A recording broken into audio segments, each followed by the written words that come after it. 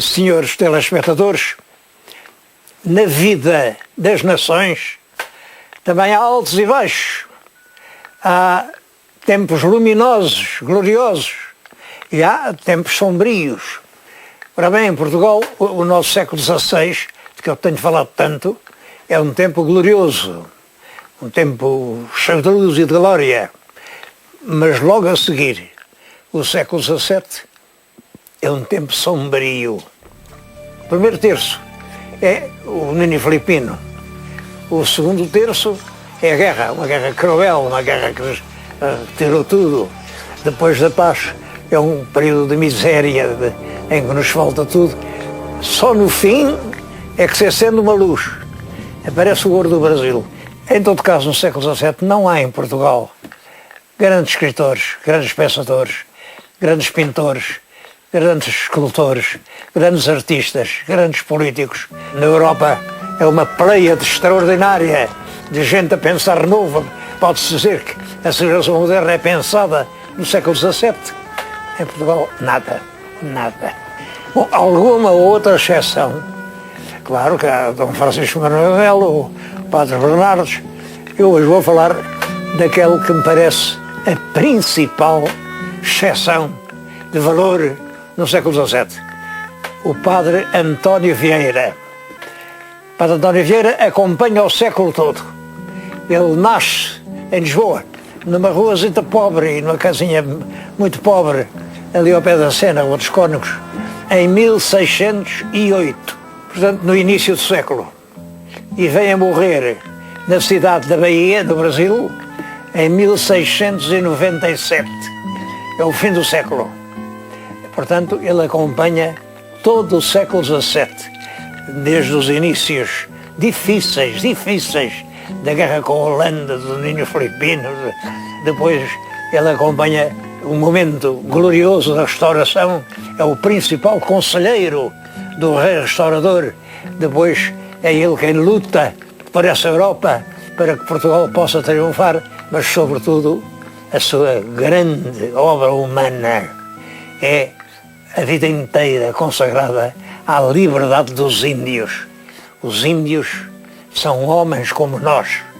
Os índios têm direito a viver a sua vida em liberdade. E é uma batalha enorme, infatigável, que o Padre Vieira trava durante a vida inteira para que isto seja reconhecido e para que os índios do Brasil possam ter uma condição humana, uma condição cívica igual à dos brancos. Como disse, ele nasceu junto da Sena, uma caseta pobre, a família era pobre, a mãe era mulata, era de origem africana. Julgo que o pai terá estudado na Companhia de Jesus, porque deram-lhe um emprego quando o Padre Vieira tinha 5 anos ou 6 anos, deram-lhe um emprego na Bahia.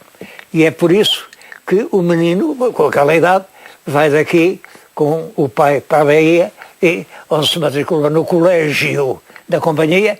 A Companhia tinha os colégios e recebe aí uma educação primorosa, porque o garoto revela-se logo de início uma pessoa genial. Imaginem que era obrigatório, nessa altura, e depois de muito tempo, cada colégio da Companhia mandar para Roma o relatório de tudo o que tinha feito em cada ano. Como era um relatório anual, chamava-se Annua, e tinha que ser escrito em latim.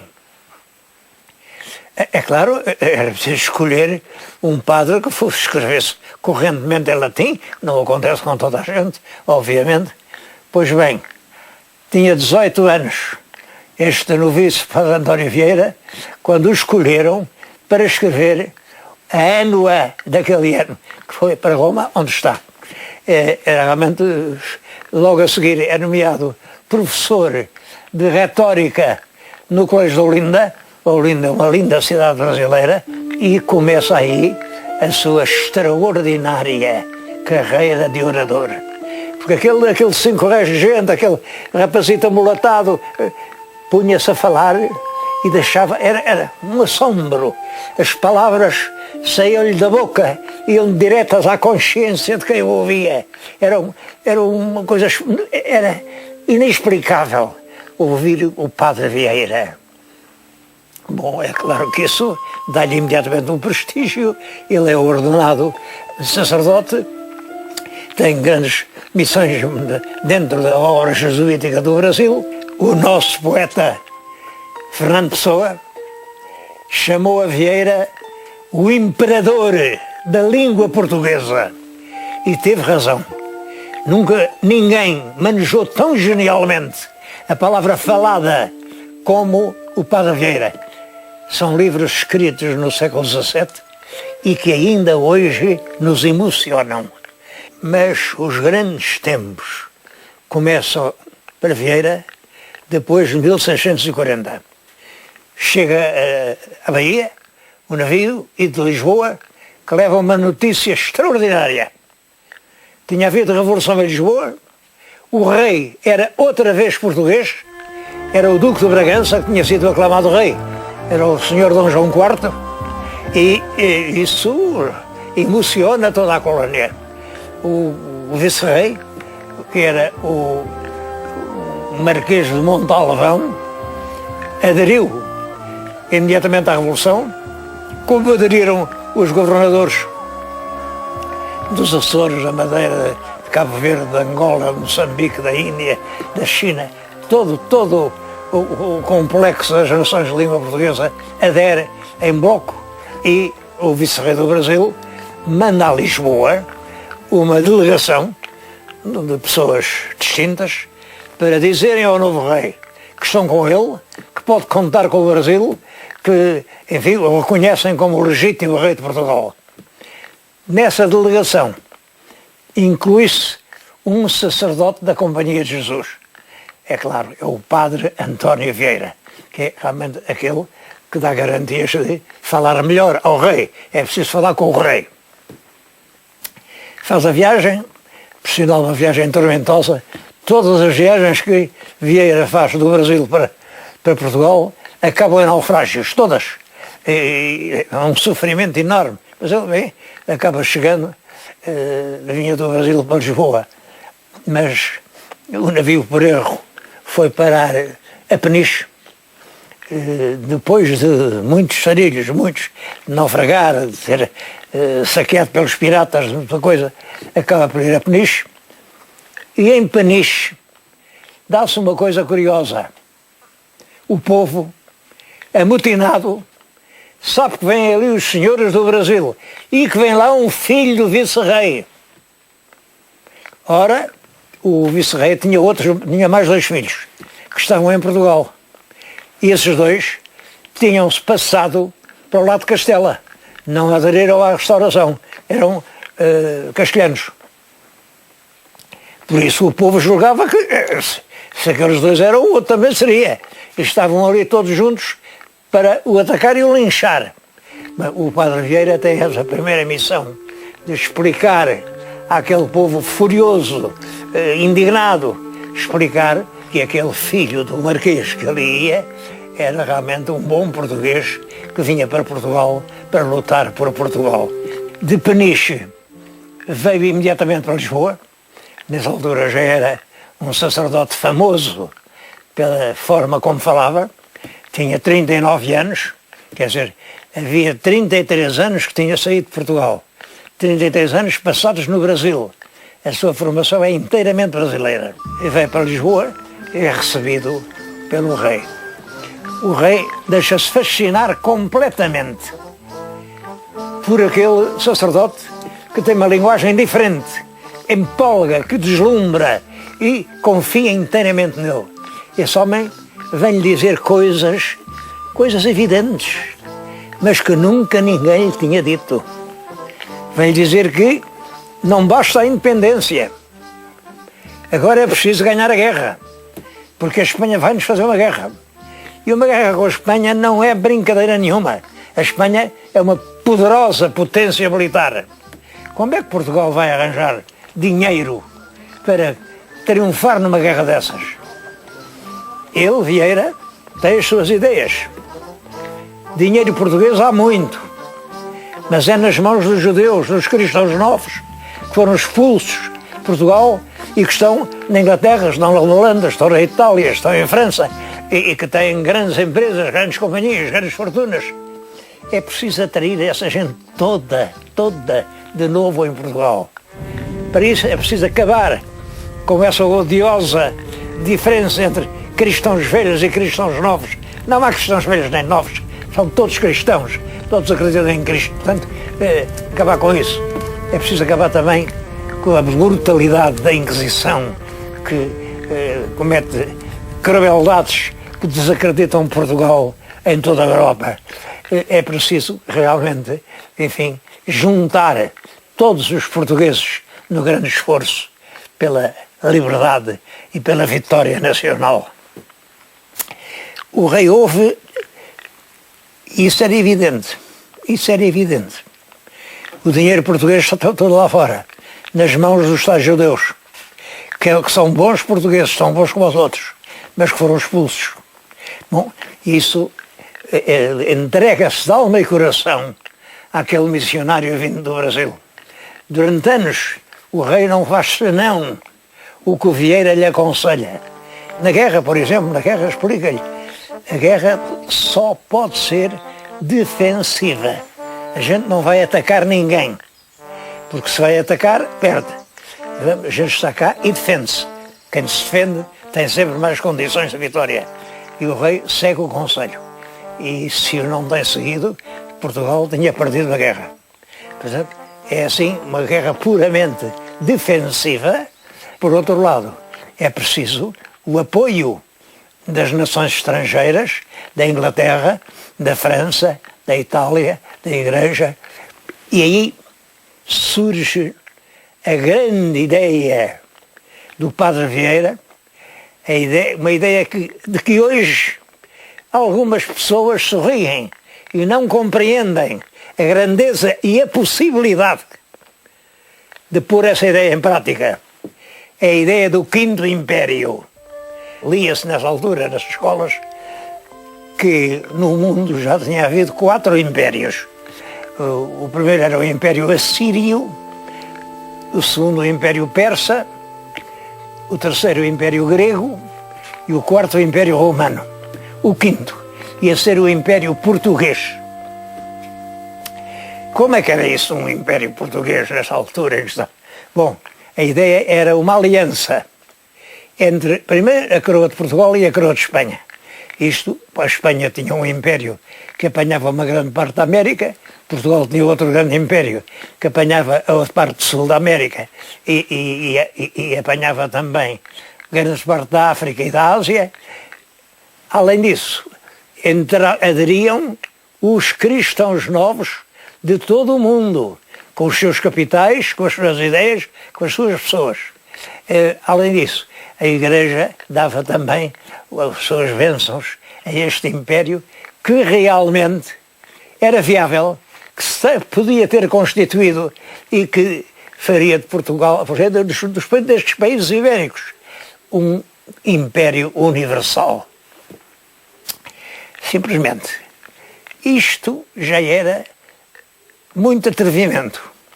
Então, nessa altura, vem um padre do Brasil pregar uma aliança com os judeus. Os judeus que mataram Nosso Senhor Jesus Cristo. Os judeus que são malditos e que não podem entrar. Não pode ser. E começa aí a grande hostilidade a Vieira. Um padre que diz mal da Inquisição, um padre que diz mal da Companhia, um padre que diz... Não pode ser.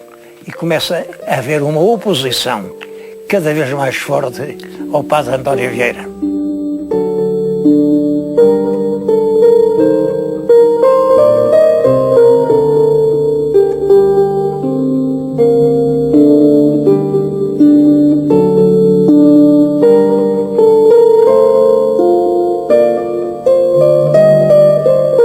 Ele desempenha missões diplomáticas, vai à Inglaterra, vai à Holanda, vai à França, vai à Itália, em toda a parte sustenta as suas ideias, nem sempre tem êxito, a hostilidade cresce e o resultado é que ele, depois de alguns anos de estar em Portugal, tem de regressar ao Brasil ao seu trabalho de missionário.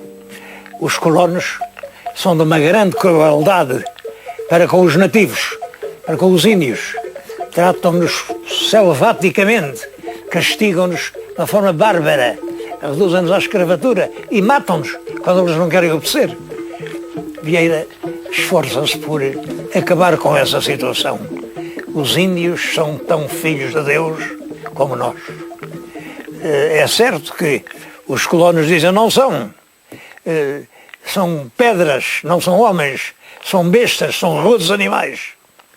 E Vieira responde-lhes, rudes animais, pedras, pois vai um estatuário por essas montanhas, pega numa pedra tosca, rude, bruta, informe, depois que desbasta o mais grosso, alisa-lhe a testa, ondeia-lhe os cabelos, rasga-lhe os olhos, afila-lhe o nariz, acaba por transformá-lo numa figura humana que se pode pôr até num altar a quem os cristãos rezam.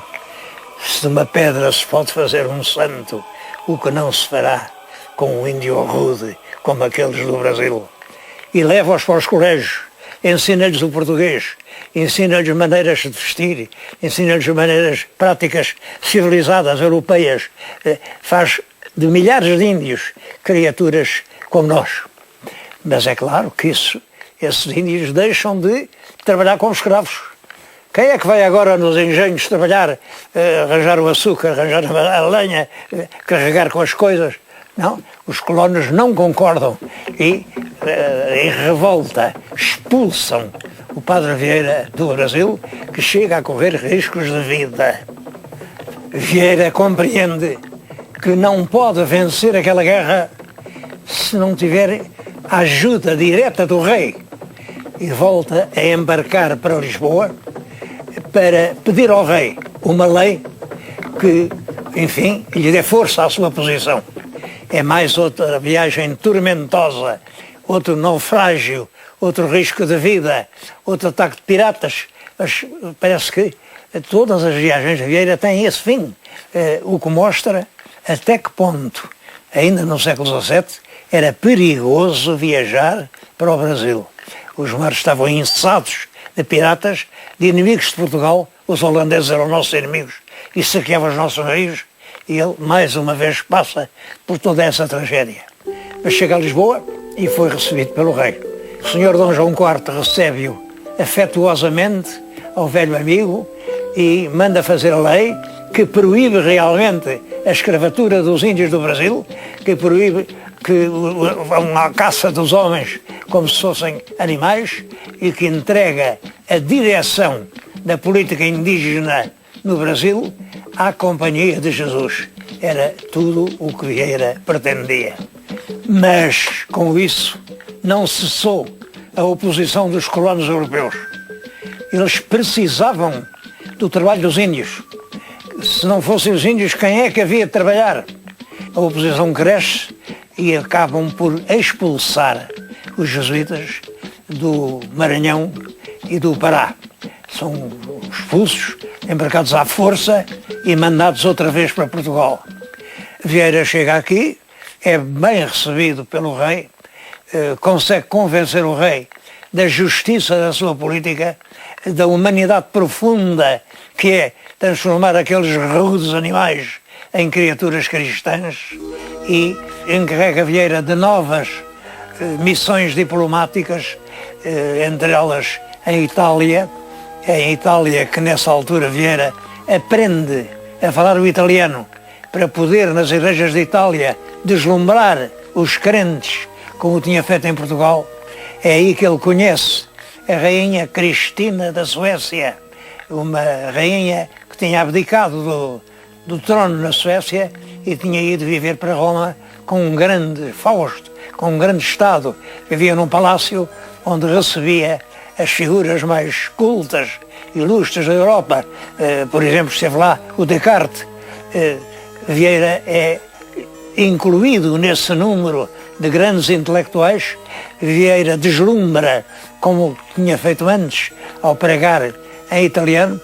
A rainha Cristina, deslumbrada, quer fazê-lo seu pregador do seu palácio. Ele não aceita. Quer fazê-lo seu confessor privado. Ele não aceita. A tudo responde que há só um Senhor a quem serve. Depois de Deus, é o rei de Portugal. Volta a Portugal, mais uma vez, a oposição é tão grande, que agora é a própria Companhia de Jesus que o persegue. A Inquisição faz-lhe um processo, expulsa de Lisboa, manda-o para o Porto, do Porto vai para Coimbra.